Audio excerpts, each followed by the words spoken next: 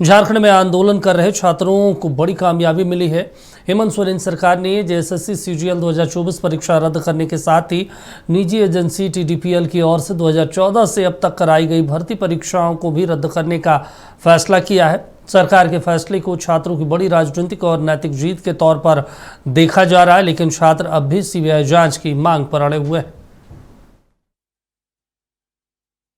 मुख्यमंत्री हेमंत सोरेन की सरकार ने बड़ा फैसला लिया है। सरकार ने 2014 से अब तक जेएसएससी सीजीएल के साथ साथ टीडीपीएल एजेंसी द्वारा आयोजित की गई सभी भर्ती परीक्षाओं को रद्द करने का ऐतिहासिक फैसला लिया है।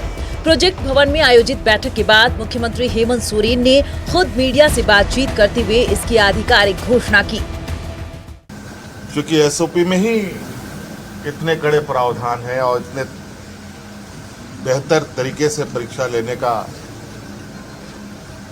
व्यवस्था है, लेकिन फिर भी हम उस रिफॉर्म्स में कुछ और बेहतर करने की क्योंकि इतनी बातें आई हैं तो बहुत सारी बातें बात में आती भी हैं, अच्छे सुझाव भी आते हैं,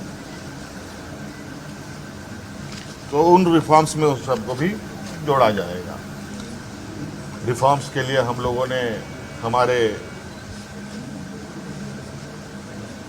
आईएएस अधिकारी अमिताभ कौशल जी की अध्यक्षता में कमेटी बनाने का निर्णय लिया है, जो अलग अलग संस्थानों के साथ संपर्क करते, बुद्धिजीवी लोगों के साथ, अच्छे लोगों के साथ संपर्क कर इस रिफॉर्म को पूरा अंजाम तक पहुंचाएंगे। उन सभी चीज़ों का समाधान निकालते हुए हम लोगों ने निर्णय लिया है कि टीडीपीएल द्वारा किए गए परीक्षाएं टीडीपीएल के द्वारा प्रकाशित रिजल्ट और टीडीपीएल द्वारा जो भी अभ्यर्थी चुने गए हैं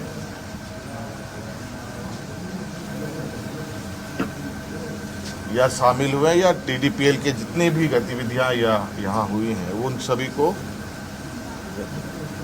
कैंसिल किया जाता है, रद्द किया जाता है।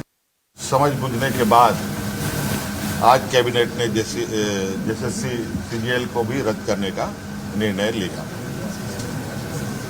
और पूरा 2014 से अब जितनी भी छोटी बड़ी गलतियां हुई हैं, जिससे भी हुई है, सभी की जांच होगी।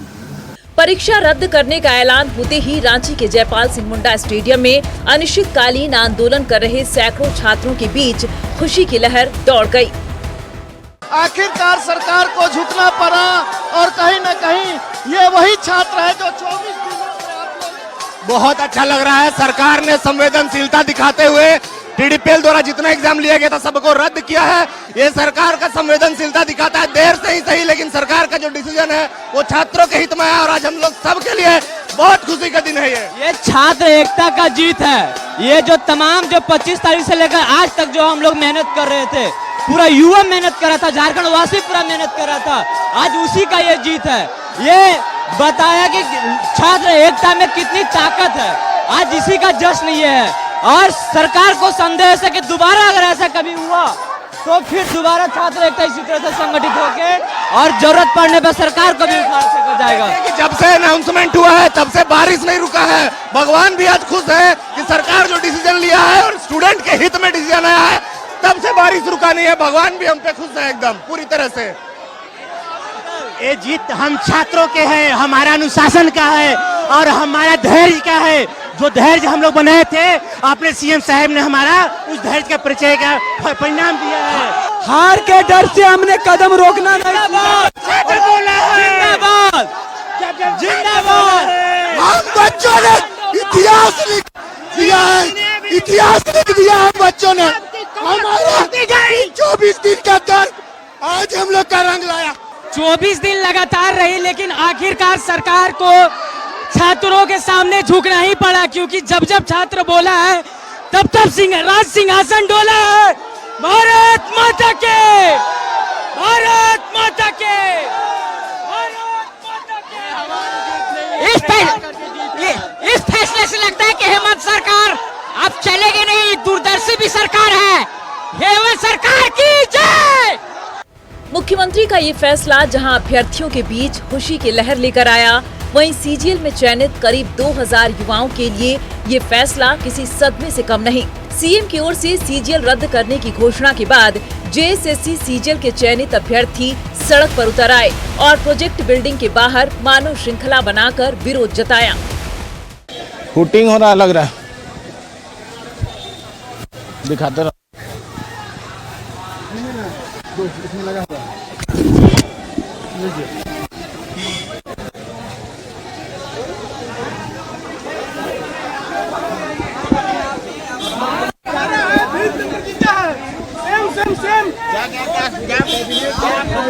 सर हमारे हमने पूरे 3 से 4 अपने खून सर हमने पूरे 3 से 4 साल अपना खून पसीना आंसू बहाकर अपने पूरे मेधा से अपनी मेहनत बुते हमने जैसे सीजन में नियुक्ति पाई थी, लेकिन सरकार ने भीड़ के आगे घुटने टेकते हुए और अपने लोकतांत्रिक मूल्यों को दमन करते हुए हमें और इस सीजन को रद्द किया है। एक बार फिर से हमारा परिवार रोड पर आ गए हैं। आज सर लोकतंत्र हारा है, भीड़ तंत्र जीता है। हमारे खून पसीने आंसू का कोई मूल्य नहीं है। हमें इस सरकार पर शर्म है, हमें माननीय मुख्यमंत्री से ऐसी कायरता की आशा नहीं थी। डरपोक आगे कोर्ट जाएं, कोर्ट से लड़के आए थे, कोर्ट से लड़के फिर आएंगे। मुख्यमंत्री द्वारा जेएसएससी सीजीएल और टीडीपीएल परीक्षाएं रद्द करने की घोषणा के बाद छात्र नेता देवेंद्र नाथ महतो ने अपना 16 दिन से जारी अनशन समाप्त कर दिया। अनशन समाप्त करने से पहले देवेंद्र महतो ने सोनम वांगचुक से वीडियो कॉल पर बात की। सोनम वांगचुक ने उनसे कहा कि आपकी मेहनत रंग लाई। सीजीएल परीक्षा रद्द किए जाने की सरकार के फैसले को बीजेपी प्रदेश अध्यक्ष आदित्य साहू ने नाकाफी बताया है। उन्होंने कहा कि केवल परीक्षाएं रद्द होने से छात्रों की मांग पूरी नहीं हुई है। पिछले 7 वर्षों में हुई सभी भर्ती परीक्षाओं की सीबीआई जांच की मांग पूरी होने तक छात्रों की जीत अधूरी है। इस टीडीपीएल परीक्षा से ज्यादा खुश होने की आवश्यकता नहीं है और टीडीपीएल की परीक्षाएं रद्द होने से ज्यादा खुश होने की आवश्यकता नहीं है, बल्कि इन सारी परीक्षाओं में जो घपले और घोटाले बड़े पैमाने पर हुई है उसकी सीबीआई से जांच हो और दोषी नेता, दोषी पदाधिकारी जो भी जांच के दायरे में आए वो जेल का चक्की, जेल का हवा खाने का काम करें। और समाज भी जानना चाहिए, छात्रों को भी जानना चाहिए, जो जनता की सेवा करने की सत्ता में जाते हैं वो सेवा नहीं करके वो मेवा खाने का काम करते हैं और छात्रों को रोजगार नहीं दे करके उसके साथ अन्याय अत्याचार करने का काम करते हैं। सीजीएल रद्द करने का सरकार का फैसला साहसी कहा जाएगा, लेकिन इससे हुआ ये है कि सरकार के खिलाफ आंदोलन करने वाले 2000 चयनित अभ्यर्थियों का नया वर्ग सामने आ गया है। वहीं छात्र आंदोलनकारी अब भी सीबीआई जांच की मांग पर अड़े हुए हैं। राजेश कुमार और महक मिश्रा के साथ कमल कुमार, नक्षत्र न्यूज, रांची। चलिए इस पर ज़्यादा जानकारी के साथ सहयोगी कमल हमारे साथ न्यूज रूम से जुड़े हैं। कमल, देखिए जो भी कुछ हुआ है पूरे देश ने देखा, आंदोलन हुआ, सरकार बैकफुट पे आई, लेकिन जो सवाल सबसे ज़्यादा गौण है, जिस पर चर्चा होनी चाहिए तमाम मीडिया चैनलों में, तमाम अखबारों में और तमाम बुद्धिजीवी वर्ग के लोगों में, क्या उन 2000 अभ्यर्थी जो नौकरी कर रहे थे, जिसके ऊपर करोड़ों रुपए खर्च करके एग्ज़ाम लिया गया, करोड़ों रुपए विज्ञापन में फूंक कर सरकार ने नियुक्ति की, एजेंसी को नियुक्ति करने वाली वही सरकार थी, परीक्षा लेने वाली वही सरकार थी, क्या उस सरकार को, सिस्टम को, उनका सूचना तंत्र बिल्कुल ख़त्म हो गया है? क्या उन्हें पहले पता नहीं था कि परीक्षा में पेपर लीक या तमाम चीज़ें हुई, गड़बड़ी हुई, या सरकार के पास कोई ऐसा नियम नहीं था कि भाई जो भी व्यक्ति पैसा देकर परीक्षा पास किए हैं उन्हें चिन्हित किया जाए, बाकायदा सभी परीक्षाओं को रद्द करने के डिसीजन से? ये तो जो बच्चे नौकरी में, कमल, मेरे ख्याल से जो चले गए थे और जो आज बेरोजगार हो गए, वो सुसाइड जैसे कदम उठा लेंगे, जिम्मेदार कौन होगा? क्योंकि वो कई बच्चे तो लोन ले लिए होंगे, तमाम चीजें EMI शुरू हो गई होगी घर में। जाहिर सी बात है दीपक, जिस तरह से ये प्रकरण सामने आया है, कहीं ना कहीं इसमें सिस्टम फेल्यूर नजर आ रही है। या तो कहें कि सरकार के अंदर जो लोग हैं, जो अधिकारी रहे, जेएसएससी सीजीएल के या फिर जो सिस्टम जो रहा वो कहीं ना कहीं फेल रही है, और इसी का ये नतीजा है कि इसका खामियाजा जो वो और उसके साथ साथ जो चयनित नहीं हुए सकते हैं, दोनों को खामियाजा भुगतना पड़ा। बाद जॉब कर रहे थे और आज वो सड़क पर आ गए